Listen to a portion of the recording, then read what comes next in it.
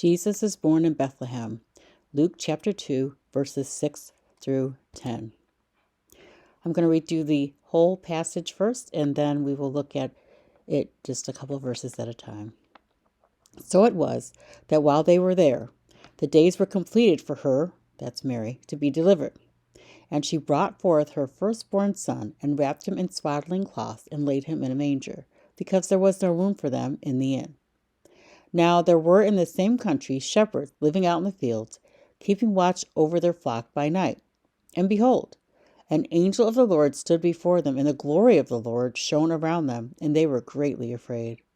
Then the angel said to them, "Do not be afraid, for behold, I bring you good tidings of great joy, which will be to all people." It's Luke chapter 2, verses 6 through 10. Let's look at the first part of this passage. So it was that while they were there, the days were completed for her to be delivered. What a surprisingly difficult birth for one who, Mary was told, is the Son of God, is the King of Kings, Lord of Lords, deserving of all glory. Shouldn't he be born in a castle? At the very least, just in her own home, in the comfort of her own home with her own family and friends. But that is not how God chose to do this. So this awesome King of Kings is born as a baby.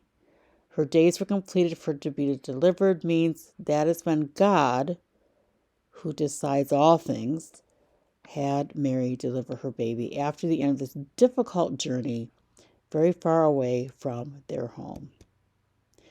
This was a very humble arrival, and many things in this next verse point to that. She wrapped him in these swaddling cloths, just the simple way that any just simple baby, normal baby would be wrapped, not royalty or anything, just in regular cloths. This baby would be wrapped up. Number 2, he was laid in a manger. A manger is a feeding trough. It's the place where animals go to feed. You can imagine that this isn't the most comfortable place, or perhaps even a sanitary place for a baby to be placed. Thirdly, there was no room for them in the inn.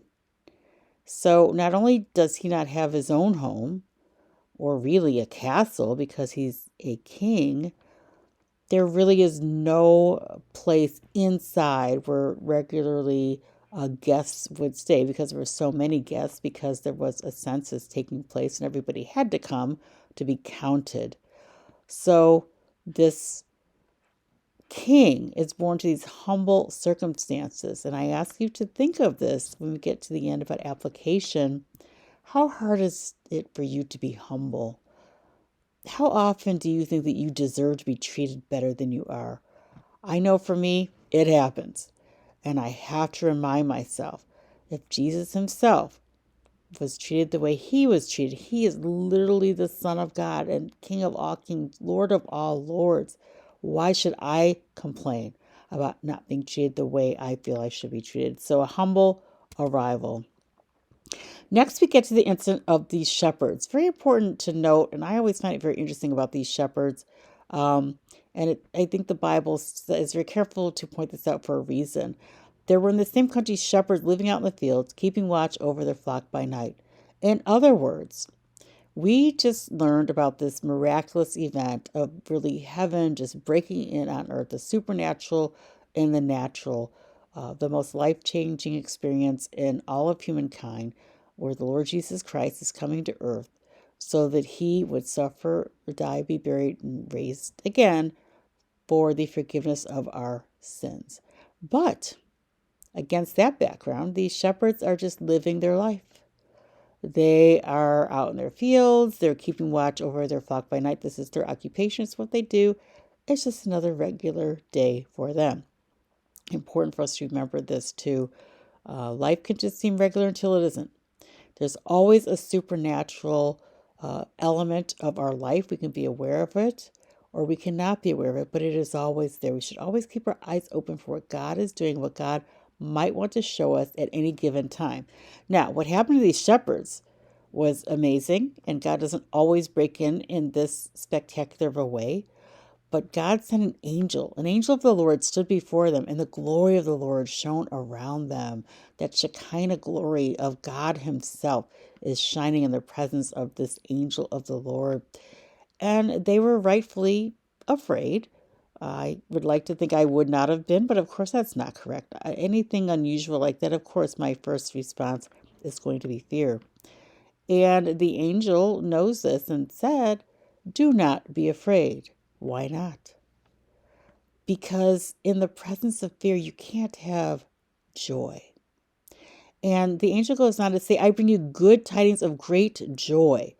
And that word great, just great joy, means just so much joy, just overflowing joy, abundant joy, which will be to all people, everybody, no matter how much you have sinned, no matter what your background is, no matter how humble your background is, no matter how high up your background is.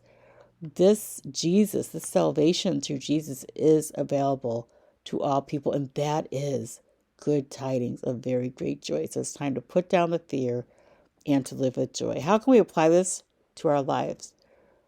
Because of the birth of Jesus, you are free from fear and invited to a life of joy. Jesus says He came to give us an abundant life, and people will often look at that and say it means a financial blessing or material abundance. There's so many more important ways to have abundance in this life, and one of them is having abundant joy. What is our key verse for meditation? It really focuses on this fear. Luke 2:10 says, "Then the angel of the Lord said to them, 'Do not be afraid, for behold, I bring you good tidings of great joy, which will be to all people.'" As we end this study, ask the Lord to show you, are there ways you're letting fear hold you back from joy? Are you sharing this good news of these good tidings, this good news of the great joy which will be to all people, which is that Jesus has come and Jesus will come again?